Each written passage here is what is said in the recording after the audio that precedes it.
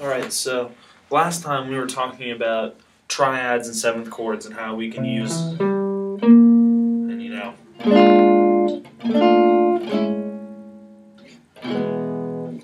and just all those chords and how to sort of build them. We're going to be talking about a little more of that chord extensions and tensions today, and the basic idea behind these is pretty cool.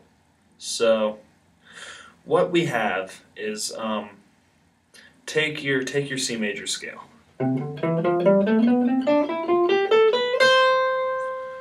Now, if there's 7 notes in there. That's a lot of notes. But if you take your arpeggio, you're just 1 3 5, your triad, or even your seventh chord,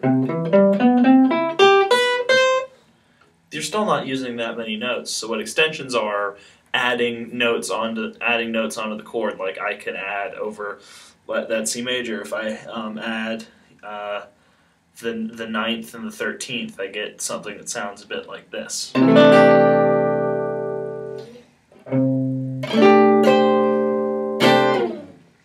Something, or if I take, my dominant 7th chord, my B flat, and I add that 13th over it, I get this. Or if I add, 13th and the 9th,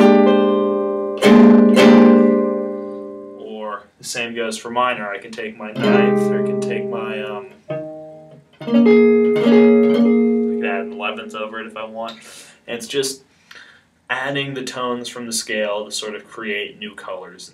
Alright, so here I've sort of drawn out sort of a sketch of what extended chords look like, and I can't play them on guitar and I don't have a piano I can use today, so the best I can do is give you the arpeggios. So what we have here at our major 13 is, instead of taking our normal, major arpeggio or our 7th, I can arpeggiate the entire scale.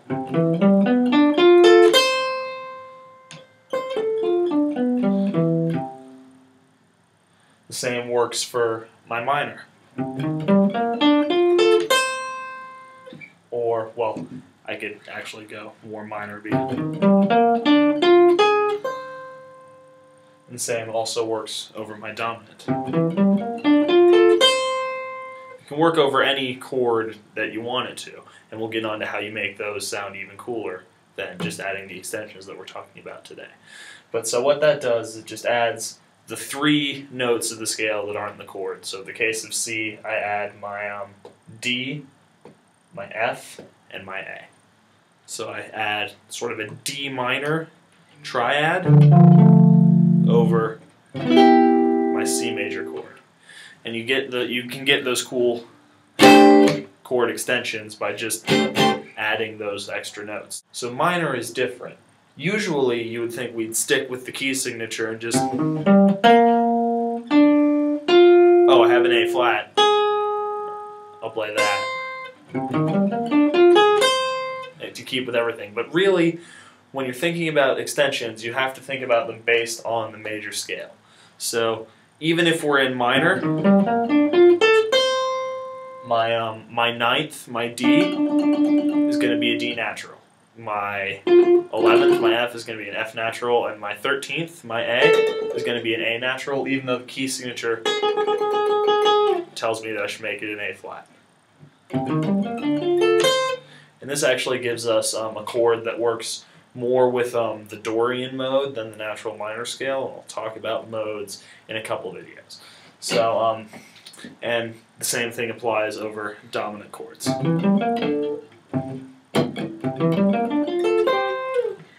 Now, when we look at naming stuff, you see, like, I have major 13, minor 13. This is just C13. Because when you're looking at lead sheets and you see the notated C13, you know that it's a dominant, because any chord that just has a number higher than, just has 7 or higher next to it and doesn't tell you major or minor, you automatically know it's a dominant chord. And you should play like this as opposed to this. So I forgot some things last week, so we're going to go over them. I forgot about two types of chords: sixth chords and sus chords. Now, sixth chords, unlike in classical music, we see something written out like 1/6, and we're like, oh, that 6 means it's in first inversion. That's not what we're talking about here. What we're talking about are these kinds of chords where it's like a seventh chord, but instead of using the seventh, you put the sixth note of the scale instead of the seventh. It's not called a 13th chord because the 13th chord is only a dominant chord unless notated otherwise. This is just the sixth chord. It's fits more over like where you usually put a major seventh or a major triad. Now we go to a minor sixth chord, and it's sort of the same thing as extensions, that the sixth always has to come from the major scale. So even though in C minor, which is what this is, we have our we usually have an A flat. It's an A natural because it has to come from the major scale. The other type of chord I forgot about were sus chords. Now, sus chords are when you replace the third with either the second or the fourth. And then you call, like, if you replace with the second, it's sus2. If you replace with the fourth, it's sus4. In jazz, we only really use the sus4, and you'll see it written out a bunch of ways. It's sus, sus4, 7 sus4, etc. And what that is just instead of playing the third, the E in case of C, you play an F. You put the F in the chord instead of the E.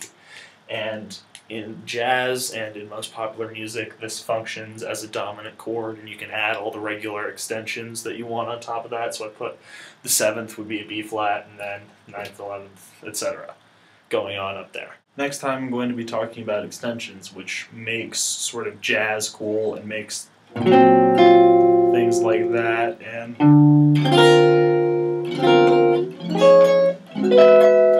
chords like that possible.